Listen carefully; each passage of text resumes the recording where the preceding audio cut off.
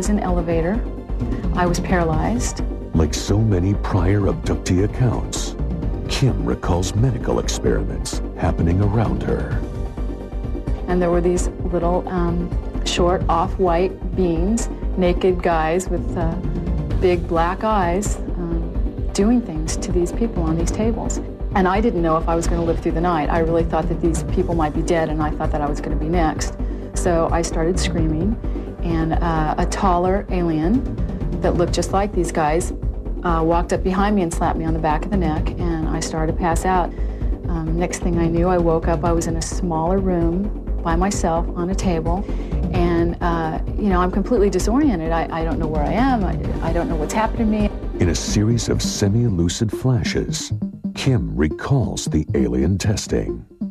I had an experience where they put a metal rod to my tailbone, and they take skin samples. I had something shoved up my nose. I felt this drug feeling come over my body, and I knew that I was going to be unconscious within a matter of seconds, and there wasn't anything that I could do about it. And then I woke up back in my bed, and at that point, I thought that I had completely lost my mind. I knew I wasn't hallucinating, but it was the only logical explanation. And that encounter was not an isolated episode. She has had numerous subsequent abductions. One memory is particularly harrowing. I had a very vivid experience of having a fetus put into my body and removed. It's ridiculously hard for me to talk about. Is Kim's experience corroborating evidence to others' accounts of baby harvesting?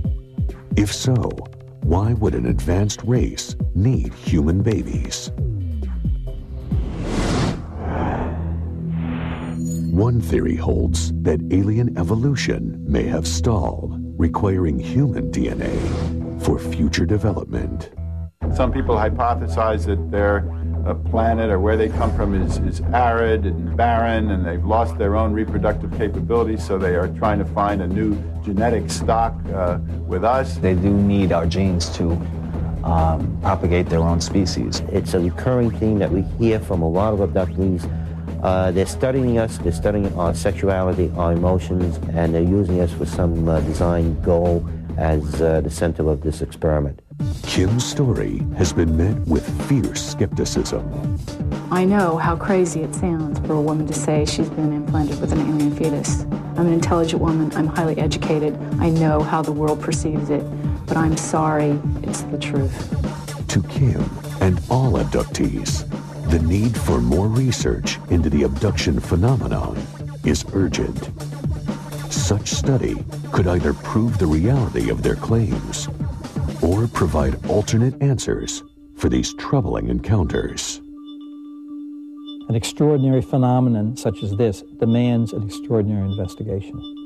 It is irresponsible to dismiss it. Next on Unexplained Mysteries. Are these alien encounters influenced by popular culture? The more people know about what aliens are expected to look like, the more they're likely to describe an alien as looking like that preconceived idea. Or is Hollywood merely mirroring actual incidents? I think what was unique about Close Encounters is it was science fiction, and yet in a sense it wasn't.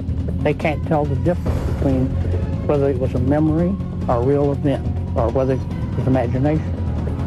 And this is the problem. And finally, we'll analyze the evidence in our Unex report on Unexplained Mysteries.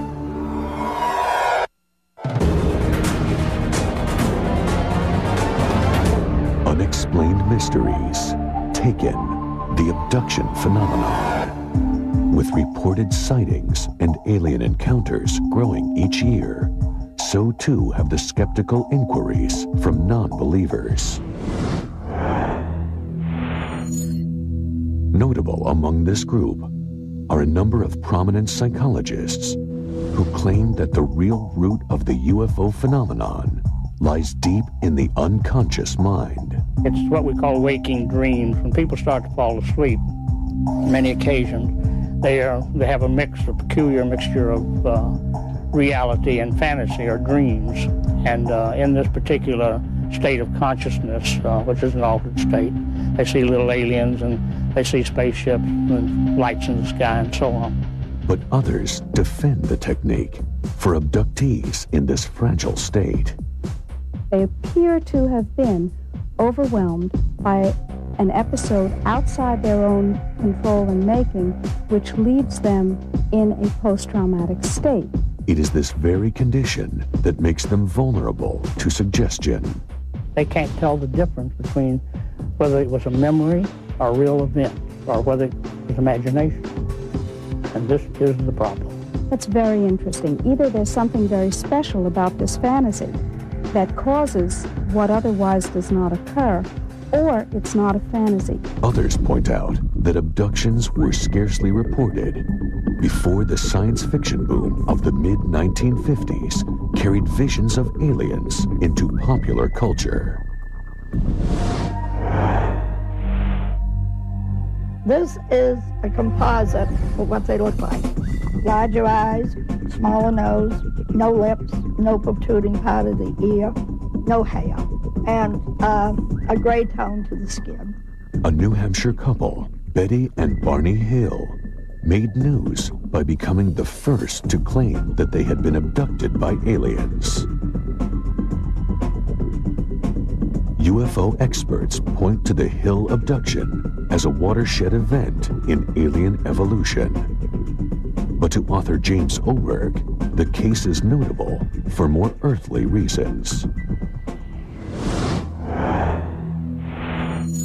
A lot of Betty's memories are directly traceable back to a movie called Invaders from Mars. Many of the themes, many of the imageries from that film appear in almost recognizable form in Betty's story.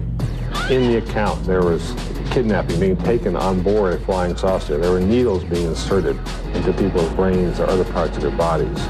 Barney Hill's recollections focused on one major feature. The unique feature here is these wraparound eyes, the eyeballs that move off to the forehead, off to the side of the head. It was very original, and yet less than 2 weeks after this face first appeared on television, Barney Hill, under hypnosis, suddenly remembered that his aliens had eyes like that, had eyes that wrapped around. Was it cause and effect? Did he see the show? Was his memory polluted by this Hollywood version?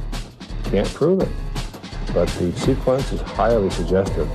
By the early 1970s, Hollywood seemed to settle on an accepted standard for what an alien looked like. According to skeptics, this design trend was again echoed in the description by alleged abductees. The thing you'll never forget when you look into the face of these things is the eyes. Very large, intimidating black eyes. Very small opening for a mouth, no ears.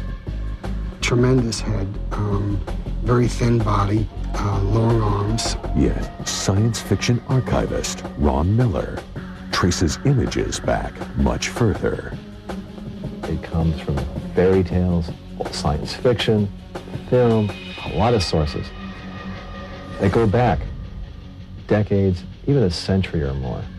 And the earliest sort of realistic depictions of an alien I have from a book that was published in 1884. 90 years later, a Steven Spielberg film about alien contact cemented the image. Did Close Encounters of the Third Kind also plant suggestions in the minds of